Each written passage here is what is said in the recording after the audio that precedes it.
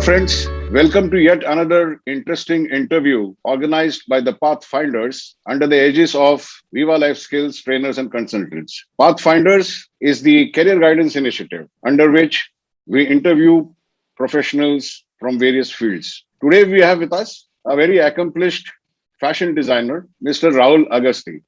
Welcome, Hello. Rahul. Thank you Hello. for coming to our show. Always a pleasure. So, friends, Rahul has been an alumni of National Institute of Fashion Technology, and he's had about 20 plus years of experience in this field. Considering that National Institute of Fashion Technology is only about 31 years old, having 16 campuses, 450 faculty members, 11,000 current students, and 25,000 past alumni. Consider these figures and compare them with the mammoth figures of what you would have in the fields of engineering and medical professions. So this is pretty much relatively a very young profession, and and spending 20 plus years in this profession is something which must have been a very challenging and a great task that Rahul must have undertaken a journey of. Rahul, incidentally, has also done his upskilling from Savile Row Academy in London. So he's got a feather in his cap. And let's move on to knowing more about his profession. So Rahul, my first question is very, very common to every professional whom I interview. So what brought you here? How did you begin this journey of being a fashion designer? A family business, as you call it. My father has been in this business for more than 50 years, nearly 50 years. Right. And that is how I got into this and started studying in a more formal way, which by the time I had grown up, past my 12th standard and my first year, second year, it was it was available for all of us who could go through it, and that's how I got into it. It was more of a business decision as well to take the business forward, right. And that is the way I got into it. Right. So, this is not new. There are many instances where the son or the daughter follows the father's or the mother's footstep in terms of profession. So Right. it is maybe probably you entering the profession may be easy, but then at the end of the day you have to struggle and create a name for yourself, and So what I would still ask you, what were your initial days challenges in terms of being yourself and not being So recognized as initially, the biggest challenge was as they say, ki, stepping out of your father's shadow and then trying to do something on your own. That was the yes, first major challenge where everyone was yeah, like, "Why right, do you want to do that when you can be with your father, or you can continue with the business the way it is? So why would you want to do something different?" And I was like, it's not a question of doing something different. I'm in the same trade. It's just that I am branching out. I have my own, let's, for all the same purposes, let's call it a branch rather than anything else. I was not being a rival to my father. right, So, right. so that is what it is. So you branched out right in the beginning, right in the initial years? Uh, no, I worked with my father for nearly 5 years before I branched. Right, Yeah, so I worked with him for 5 years during college days, also after college days, and right, then I branched out. right, right. So, it is commonly believed that fashion per se is not for the commoner or simple people. So, what would you say to In fact, this? in fact, now fashion is for everyone. I mean, the way when we started off, fashion was any which ways for everyone, in the sense that whether you went to a local tailor around the corner, or you went to a big label store, or you went to a multi-brand outlet at that point of time, which was someone like a shopper stop. Okay, fashion was still relevant. I mean, what is fashion? Fashion is wearing the clothes in the right aesthetics. Now, Right, what more can you define fashion as? Uh, when I say the right aesthetics is a proper dressing, and aesthetics is what fashion is all about. So so, yeah, please go ahead. No, please go ahead. So you sometimes see this very simple for the lack of proper example. I would put it this way, that you go to a bank, okay, and you meet this very simple clerk who is working there, but who is dressed up extremely well, who is wearing the right soothing colors, the right kind of a combination. You feel more confident about approaching him. You feel you feel as if you can trust him. So that is what Right. fashion is about. Right. The So presentation, it is. the packaging. Yeah. So I got it. That's a beautifully described concept. So you mean to say the factors of like, what are you into? What are you doing? What is your environment? What is it that you are trying to portray? All these factors play Yes, a role in. yes. All right. Okay, So, I mean, look at it from another point of view, that when, like I rightly said, that if I walk into when you were in the services, if I walked into your office and you were wearing denim, you were wearing a short and a t-shirt, instead of your fatigues. The minute I see the fatigues on you, I have a completely separate set of my mind. I want to stand there. I want to salute you. I want to be, extremely prim and proper. It is about what you portray. That is the way I am going to react. Right. That is what fashion is all about. How you portray yourself. Right. So out in profession. So there's very commonly used phrase, dress for the occasion. Dress for the occasion. Right. Absolutely. So in a way, that's what you are saying. Yes. And also, if one could describe, maintaining a particular decorum of a particular place. Yes. A particular event. A position. Yeah. Yes, that is true. So fashion plays role into all of this. Absolutely, it does. It absolutely does. Right. So this is, when you say fashion, and I'm not very clear about the term bespoke tailoring. I would like you to probably say something more about it. And one thing I understand though is it is something like made to order, if I am right. So are some of the customers very demanding, very fussy? Okay, let me break this question down in 3 parts. Okay, the first part would be, let me start from the second part. Made to measure is almost as similar, or at least 80% of bespoke is made to measure. Okay. In terms of pure mathematics. Now let's get to the first part, which is bespoke. So bespoke is a term which was coined somewhere in the late 17th or the early 18th century. So as you know, Industrial Revolution had just started about then. Everything was, a lot of things were still being made on handloom. So what used to happen is, when you walked into a store, the cloth which was available was in a limited quantity, not like today. It was not a factory that was producing like meters and meters of clothes, thousands of meters. It was just in a few tens of meters of clothes. So what would happen is, a gentleman or a lady would walk into a store. They would like a fabric.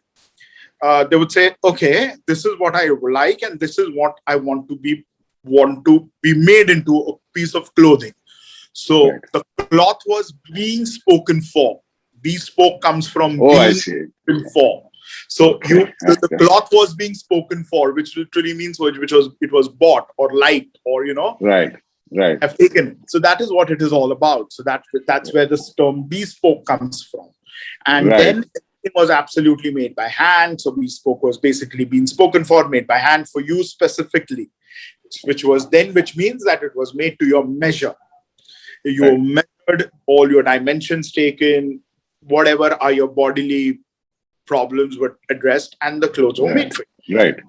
So that is basically the bigger version of bespoke. So now when we come to the modern era, bespoke still means that you have spoken for a piece of clothing which has been made for you specifically, with your measurements, with all the defects in your body taken care of.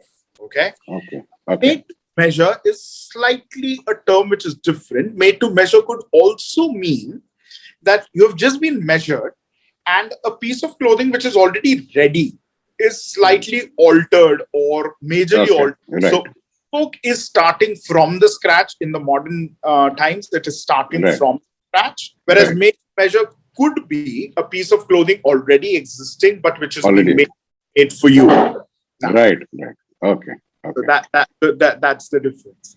Right. So the other part of the question was, are some of these customers very, very demanding, very fussy? Yes, the third part of question. Yes. Yes, they are, because if not in India, India has a very rich tradition of what you call karigars, right? Karigars are basically worksmen, skilled worksmen. But as you know, in India, workmanship is not extremely expensive. Whereas in the Western countries, yes, it is extremely expensive. So when you go to a bespoke tailor, there is a certain degree of finesse, a certain degree of accuracy, which is expected from the person, especially in the West, because you're paying big money for it. In that sense, yes, customers do tend to be, as you say, a bit difficult or a bit particular about the clothing, but then they should be. I mean, at the end of the day, if you're going to sit in a piece of clothing for 12 hours a day, and if it's going to be uncomfortable, what's the use of it? Right. Absolutely. So coming back to one of the earlier questions that I asked, and you said the fashion is for everyone. Fashion is not, it's for the commoner as well. So do you still think that there is a certain class of people or certain category of people who come to you prominently as clients? The funniest part today is that all the major, the funniest part is that today, because of the way social media is, everyone is exposed to fashion trends and everything.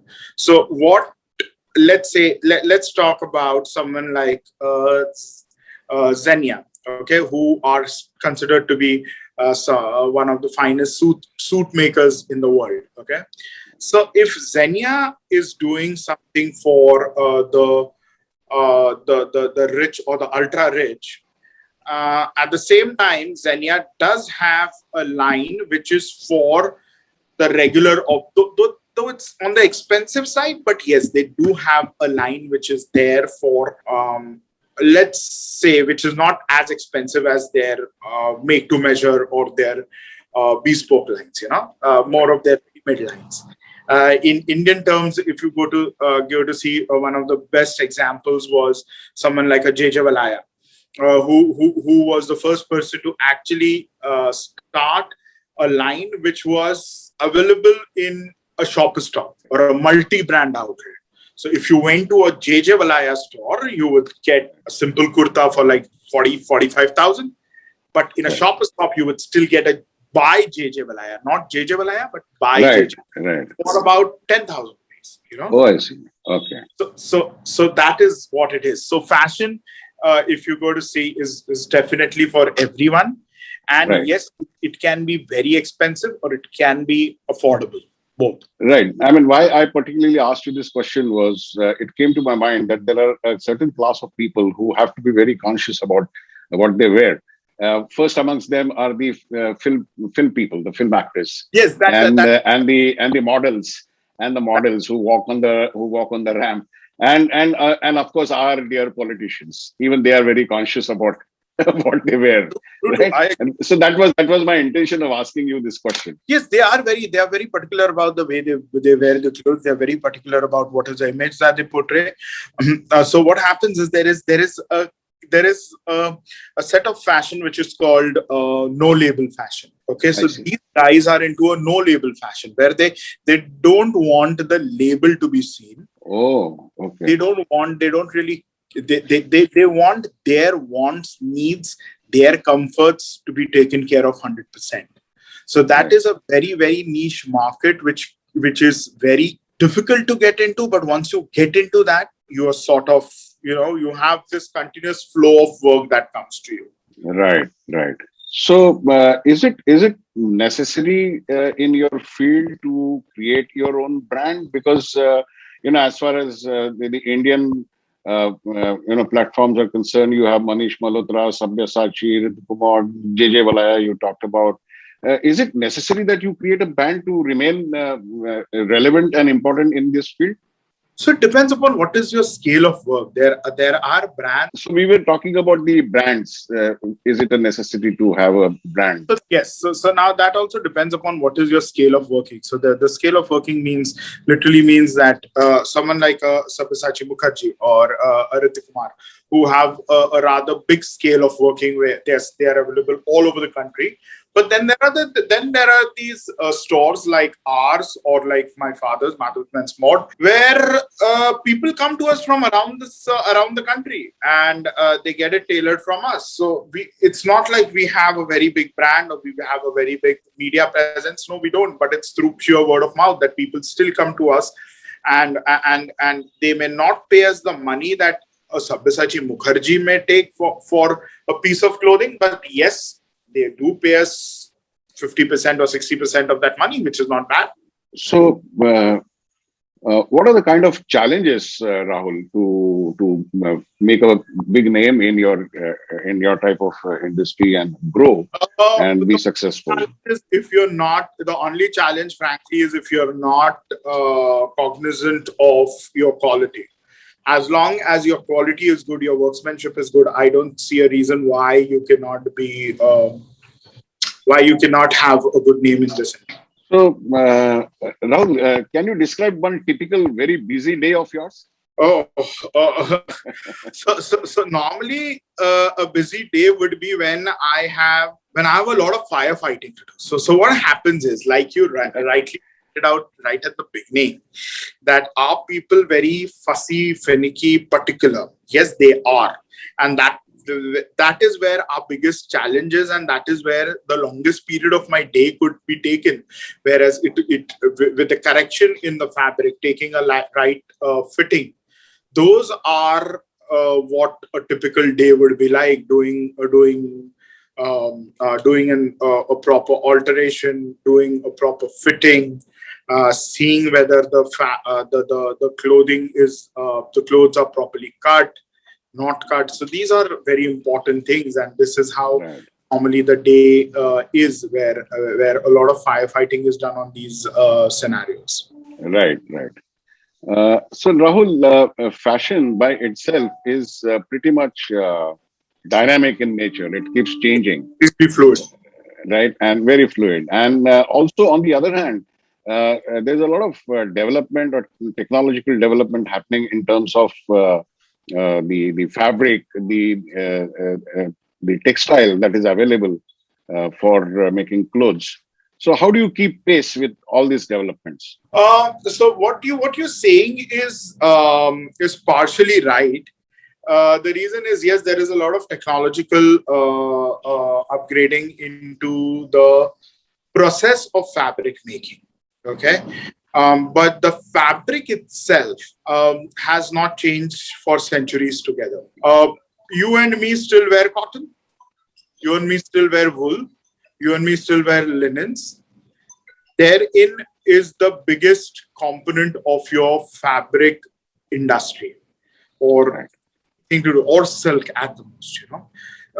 So human body cannot take more than a certain percentage of man-made fabrics. So yes, that is what it is. So to look glamorous, you might want to wear silk.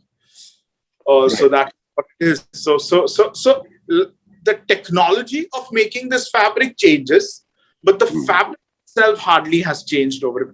At the moment, changes, you have a Teflon coating on your fabric. So if you spill wine, water, oil on it, you can just brush it off. It won't absorb. You might at the most have these so-called fancy names that they give, a nanotechnology but these are all, they're not really there.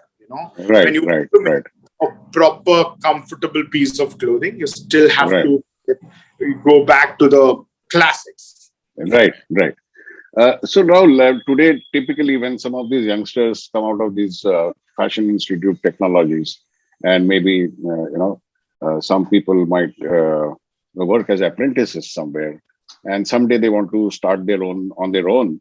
So what are those typical personal skills or personality traits that one must have, and also what is the minimum kind of infrastructure that one would need to set something on his own? So for any person to start on his or her own, the first skill set that is required is, contrary to the popular belief, is not about sketching or not about putting your idea on paper. Anyone can do that. Even you can do that. Okay.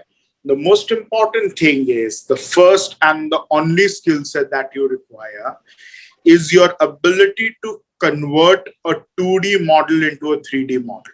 Okay. That can only be done through learning how to cut a fabric and sew a fabric. These are the minimum required skill sets. If you can cut a fabric and sew a fabric, that is literally taking it on a piece of paper where you have just drawn it by hand. So it's a 2D. Right.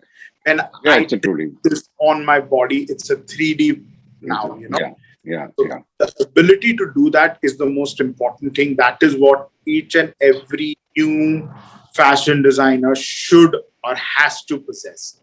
Now you ask me, what is the bare minimum infrastructure?